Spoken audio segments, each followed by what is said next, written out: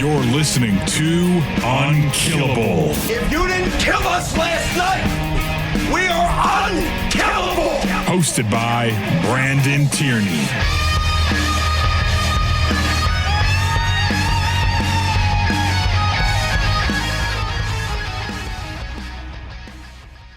All right, so with Bart, and you mentioned Rex, straight up, I'm not for it for a lot of reasons, and I really like Rex. I'm not going to Rex 2-0. I want to run a few coaching possibilities by you. Rex Ryan back to the Jets. Would it make sense to even investigate that from the Jets' perspective? I don't think so. Well, let me hear from you. Why? Number one, I think when you look at the beginning of his Jets run, which was phenomenal, most of those guys were Mangini's players. And as they got further and further away from that, he didn't build a program. I mean, the last couple of years, the Jets were awful. I mean, they were awful.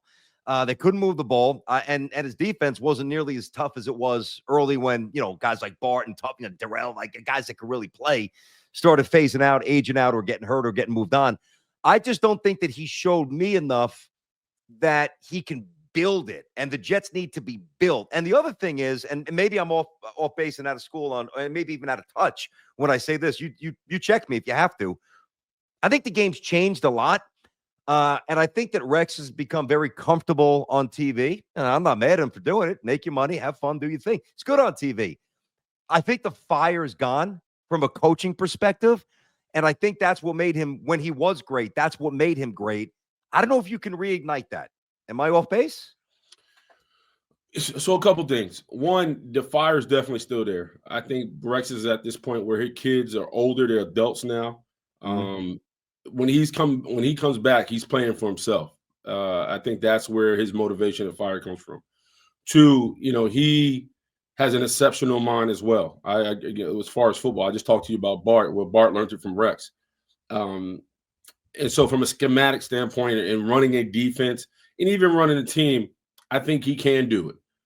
The issue with Rex is his loyalty to individuals who he either came up with or people around him is strong. It's really, really strong. Which is a good thing in life, but not when you're building a staff necessarily, right? 100%. Yeah, go ahead. And that was my biggest thing with Rex when I was able to play with him. He had guys and coaches who necessarily didn't fit the bill, right? But those were his guys, right? And that's how loyal he is. And I think if I was to have it my way, if I was to be quite frank, Rex would probably be my defensive coordinator. I'd be okay with that. I will have somebody draft for him because Rex knows talent. Yeah, I think it's hard for him to know character. I think the problem with Rex during my tenure with him is more guys failed Rex off the field than on the field.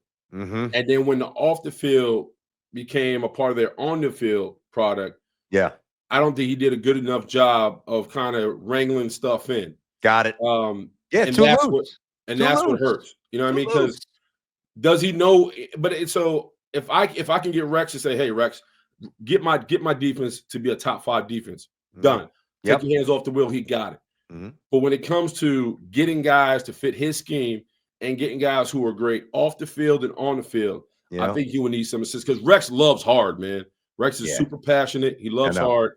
And I think sometimes his love or maybe his appreciation for a guy gets clouded because he sees the individual. When this is what can you do for me game. And there's no doubt. Yeah. And but even if he got the nod to be a head coach, he would need somebody. He would need some apostles around, be like, "Hey, Rex, move this way, move that way," because his heart gets in the way a lot. Yeah, and even if he was to go to the Jets as, say, the DC, now it'd be different if he went somewhere else. But I mean, you're the DC. You don't have the microphone every day. Would he? I don't. And at this part, I understand. This is human nature. You go from being the guy with the Jets to owning the microphone. I'm not kissing Belichick's rings. Back-to-back AFC championships. Toast of the town for the first 5 years or a little bit less. And now you're going to kind of stay in the shadows when I don't think that's his personality. So for a lot of reasons, I don't think it would work. Do you think they even call Bill Belichick? I don't know. I don't think why not? It's Bill Belichick. What do you mean you don't know?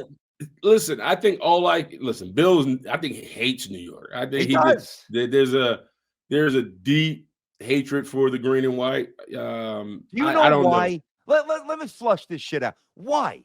I know he hates us. Why? What happened? Nobody knows why. Why?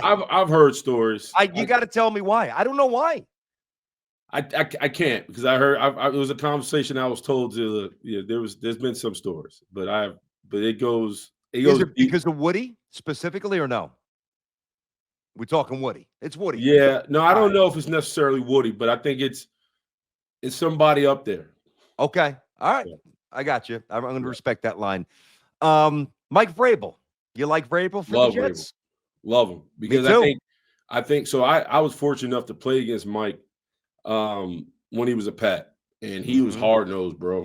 Hard nosed. Just blue collar, hard nosed. Played the game, didn't give a fuck about your feelings. I mean, he just went after it. I love him because he's the great hybrid coach. I think he's proven to being able to talk to this generation of ball player. I think he has a defensive mind. People also forget he played tight end at Ohio State and tight end for the Pats. So he knows both sides of the ball. And I think he has a presence that fits this city.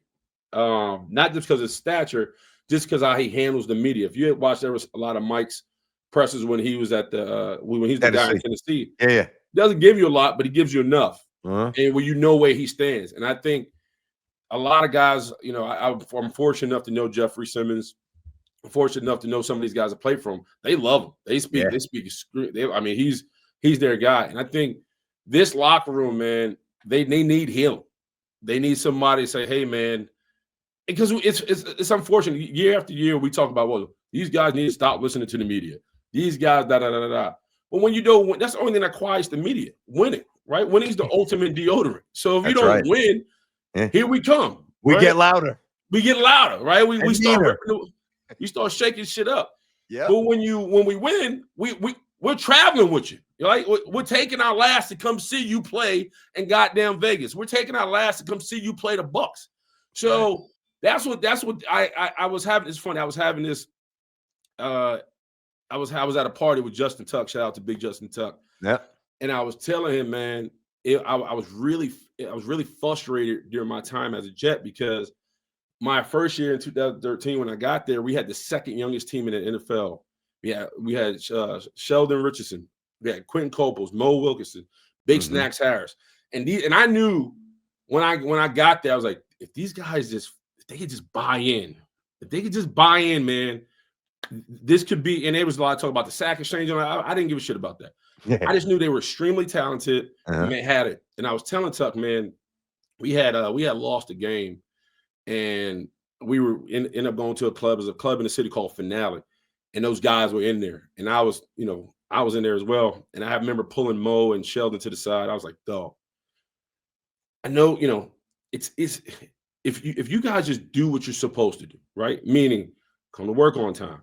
Do your due diligence. Buy in as far as the system. Like just do your job. When we win, if you win in New York, it's over, brother. Like it's over. I was like, and I was telling him, and the reason I was having this conversation with Tuck, because I remember when Tuck won the Super Bowl, and I remember being at home, and he was on Jimmy Kimmel, and I remember him sitting on that chair, coming off the plane. Giants win the Super Bowl, and it was done. Like they were it. And I was like, as famous as Aaron Donald is, right? Aaron Donald is one of the most all-time great. He's going to be a gold jacket guy. Forget about it. If Aaron Donald walks into Felipe Child, some people have to question who he is. Like, who's that? Justin Tuck walks anywhere in this city, people move tables for that man. Yeah. So I'm saying, you know what I mean? Like people they like Gosan is like Tuck's in the house. Tables move. People because he's a New York Giant that won a Super Bowl in New York City. It doesn't definitely the hell what the Giants look like right now, right? So that's what I was trying to say. Dog, if we can get to the playoffs, get back to the AFC Championship, the party, the girls, the notoriety, everything that you're looking for, that whatever that is, it's 10 times. Yeah. So let's just all go get it together. Well, what we need is, you told us what they need. You missed one thing. We need Big Willie to get in there and rip shit up. Come on, Will. Let's get you in the building, man. I would love to coach, man.